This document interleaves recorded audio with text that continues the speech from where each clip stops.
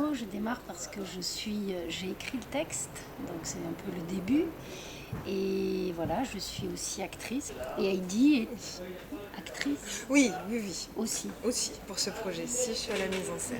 Ce projet, je l'ai écrit il y a quelques temps. Enfin, on l'a démarré pas très loin d'ailleurs, au Pavillon Villette, là, pour un festival qui s'appelait Échographie, dans une des maisons Folie. Et très vite, on s'est rencontrés. Enfin, j'ai demandé à Heidi Eva Clavier de le mettre en scène. C'est un texte qui part aussi de la famille, qui part du réel, qui a de la fiction, mais qui parle de la famille.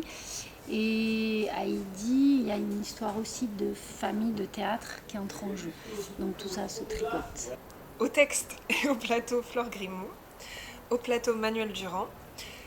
À la mise en scène, moi, Heidi Eva Clavier. Au costume, Patrick Cavalier.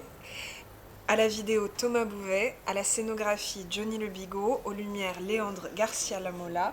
On remercie énormément Fouad Mesquina du Grand Parquet qui nous a donné un énorme coup de main et qui a un et notre Anthony formidable. Cochin, on l'a dit aussi. Et notre Anthony Cochin qu'on a cité avant, mais qu'on n'a pas dit ici. Pas collabo, mais collaborateur. Non, collaborateur artistique. Et là, j'ai tout le monde, je crois.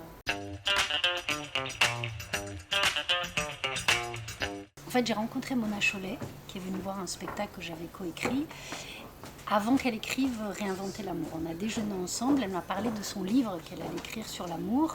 Je me suis dit, ça faisait très longtemps que j'avais un projet sur les fracas de l'amour, les séparations, la mort, puisque moi, dans ma famille, j'ai vécu des choses comme ça, et je me suis dit, on va arrêter de mourir d'aimer. Alors, je ne sais pas si on va vivre pour aimer ou si on va vivre d'aimer. Voilà, c'est ça. Eh bien, je vais partir d'un propos qu'a dit notre scénographe, Johnny Le Bigot, que j'adore, et qui a dit, il y a quelque chose de très baroque dans ce spectacle. Donc, sur les thématiques mourir d'aimer et comment arrêter de mourir d'aimer, j'ai tout de suite eu, moi, des impressions qu'il fallait aller vers une beauté, ce qui n'est pas du tout forcément une obsession de metteur en scène chez moi.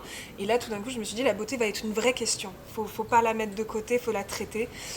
J'ai pensé aussi à la verticalité, ce qui m'a d'ailleurs amené à solliciter Johnny, et ce qui a donné beaucoup de choses par la suite, parce que j'avais croisé au théâtre Éric Russe, qui est donc, outre son statut d'administrateur de la Comédie Française, qui est scénographe, et je lui avais dit, j'ai 2-3 questions de scéno à te poser, comment est-ce qu'on crée la verticalité au plateau et tout, et qui m'avait parlé de pas mal de choses, mais notamment d'une chose qui m'a fait hyper tilt, c'est la question de la suspension. Et donc Johnny travaille énormément là-dessus. La suspension, c'est aussi un geste de mise en scène.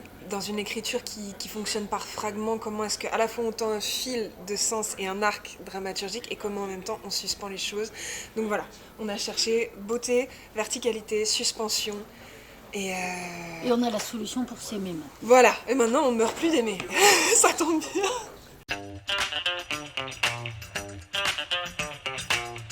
On va rencontrer des fantômes. Il y a 2 entités, alors soi-disant une femme, un homme, a priori. Bon. Il y a des fantômes, alors est-ce qu'ils sont vivants, est-ce qu'ils sont morts? Il y a des fantômes qui arrivent. Alors il y a mes parents, donc c'est des personnes qui sont nées en 1942. Il y en a qui sont un peu plus vieux. Il y a un couple que tout le monde connaît.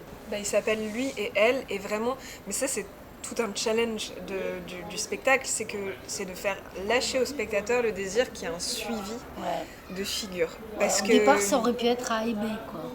Il y a une essence, allez, on va dire, de Flore, puisque c'est aussi une écriture extrêmement personnelle, mais du coup, elle traverse et elle au plateau et Manuel, donc par moments l'un comme l'autre sont Flore, par moments l'un comme l'autre sont les parents de Flore, par moments l'un comme l'autre sont... J'ai le droit de dire qui est le couple mythique ou on le garde secret? Ouais, c'est important. C'est secret?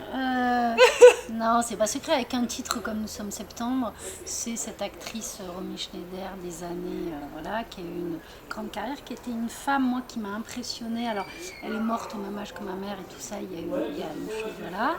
Et surtout, c'est une femme qui était, bien libre, une actrice, donc qui changeait de peau, qui changeait de personnage, donc sur lequel on a pu faire des transferts. Bon, il y a Marguerite Duras, que j'adore justement sur ce glissement. C'est un texte qu'elle écrit sur le camion où elle dit on ne sait pas si c'est Depardieu, si moi quand je lis je suis le camion, si voilà. Donc l'écriture de Duras, moi, m'inspire beaucoup. Évidemment, Pasolini.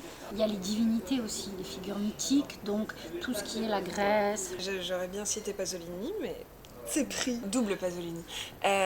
Non, sinon, quand j'ai contacté Johnny, je lui ai montré une image que j'avais vue qui datait de la Biennale de Venise, de 2 artistes plasticiens suisses qui avaient organisé tout un jardin suspendu. Enfin, il y avait vraiment...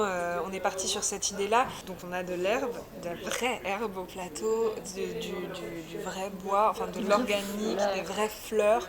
Il y a le sud aussi comme inspiration. Voilà. Ouais.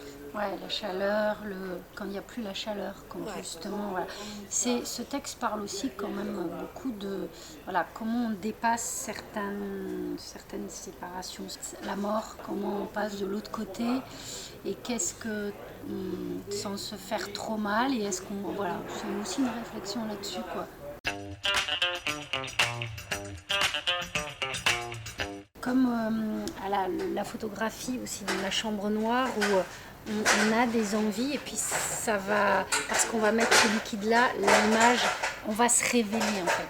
Et je trouve que c'est un peu je ferais l'analogie avec une histoire d'amour en fait, c'est-à-dire qu'il y a une rencontre et puis il y a des choses qu'on va essayer, puis des choses qu'on va construire, des choses où on va se rendre compte que ça, voilà, c'est des essais mais pour avancer, pour construire dans la joie, dans le désir. C'est pour ça que je fais l'analogie avec l'histoire d'amour.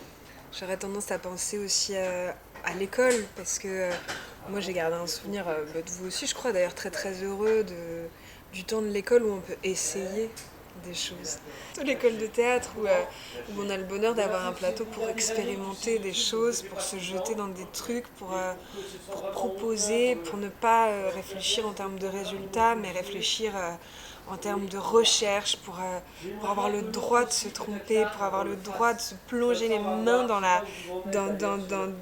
la mélasse de ce que c'est que le théâtre et que putain, c'est un art trop bien qu'on fait. Enfin, franchement, non mais c'est du trop sport bien. co, c'est du sport co. C'est du sport co et puis on est... Pardon, les mots ils sont pas jolis, mais on est tous dans la même ragougnasse et on est tous en train de tripatouiller la gadoue et de faire des figures avec, et il y en a qui prennent vie et elles nous émerveillent, et il y en a où on se dit on les écrase, et c'est trop bien d'avoir cet endroit-là et ce bac à sable commun. Et de pouvoir rassembler toute une équipe de gens aussi talentueux dans un même bac à sable, c'est de la bombe. C'est trop bien.